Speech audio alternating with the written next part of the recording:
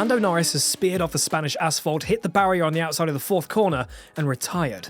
This has left us with just young Oscar Piastri. Sorry, Daniel. Too soon? He's upholding McLaren's honour, who's currently sitting outside of the points in P11.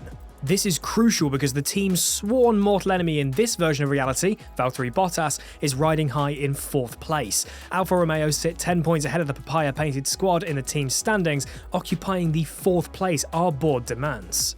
Time to lower the speed of the race from 16 times to real time and micromanage the Australians' route to a points-paying finish. Requesting to push on an in-lap, completing a switch to fresh tyres 1 lap early to undercut the Alpines, and switching between energy recovery system modes, all with the fetishism of an overbearing boss. In the end, 8th place has never felt so sweet. This is F1 Manager 22 at its zenith, with you, the team principal of any of the real-world Formula 1 squads, overseeing your gang to glory, or in this case, 4 valuable points. Your job is not only to make sure a race strategy reaches its maximum potential, but qualifying performance and practice programs too. Then, in between races, you must allocate car development resources and appease the directors, be that through sponsorship objectives or building a helicopter landing pad at base. Having the right drivers is key too, being able to scout for replacements, place your reserve driver in free practice sessions, and select from the entire F1, F2, and F3 grids. The same applies to your main developmental team members too, who can be poached from rival outfits. In essence, staying afloat is the main aim. Like Zach Brown with a potentially infinite number of drivers under contract, the pressure is real. Do something too egregious and you'll be sacked. Constantly judging resources, driver development points, cash reserves, and even voting on future rule changes, the majority of gameplay is spent digging around in a menu before receiving an endorphin rush when new front wings have been manufactured, as a head honcho simulator, analogous to Football Manager, should be.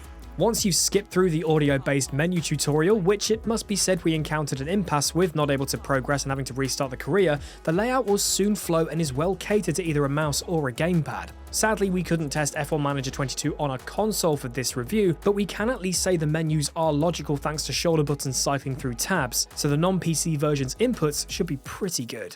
The Ferrari Trento on the podium here, however, is that while you can stare at dots moving around a track map during a race, you can also watch a fully 3D modelled race. The cameras pan in a TV style, or you can even hop on board with any driver on the grid. No, it doesn't look as polished as contemporary driving games, but this is a management title. So while some of the driver behaviour is scattier than a caffeine-fueled teenager, you can forgive it because there are 20 cars screaming around the track that looks like the real thing. Also screaming is David Croft, with additional analysis provided by Karun Chandhok. In addition, during a race, there is a bevy of real-world commentary clips used between driver and engineer, which all adds to that authenticity. So the safety car is in this lap, the safety car is in this lap.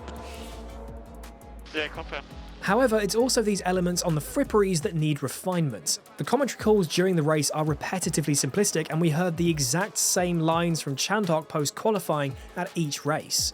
While the graphics are genre-leading, each car model is identical to each other. Upgrades such as newly designed front wings are not visually represented, and the emails for upgrading facilities are identical each time. Once you've manufactured one of each upgrade, the whole process largely starts repeating, save for researching next season's developments. We're skeptical as to whether the surrounding details will hold out for more than a couple of seasons before they grow wearisome. Mind you, reaching a second season is a challenge, as 1 year takes easily over 20 hours despite simulating the odd practice or qualifying session. The grind is real, but we wouldn't want it any other way.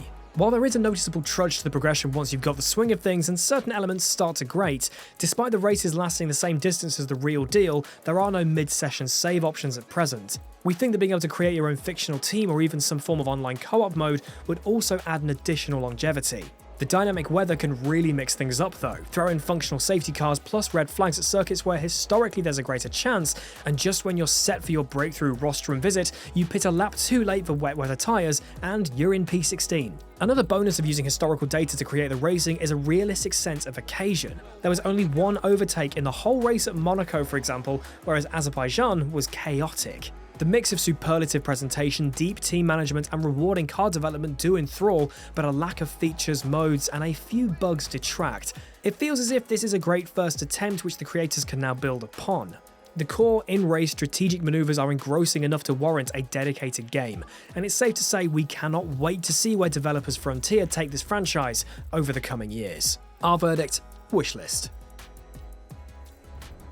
So that's our review of F1 Manager 22. Have you picked this up already? Have you pre-ordered and playing pre-launch, or are you waiting for next week when the game releases for everyone? Let us know in the comment section below. If you're so keen, this game is available on PC, PlayStation 4, PlayStation 5, Xbox Series X and S, and Xbox One. We hope to see you on the pit wall. Thank you very much for watching, keep it pinned, and I'll see you next time.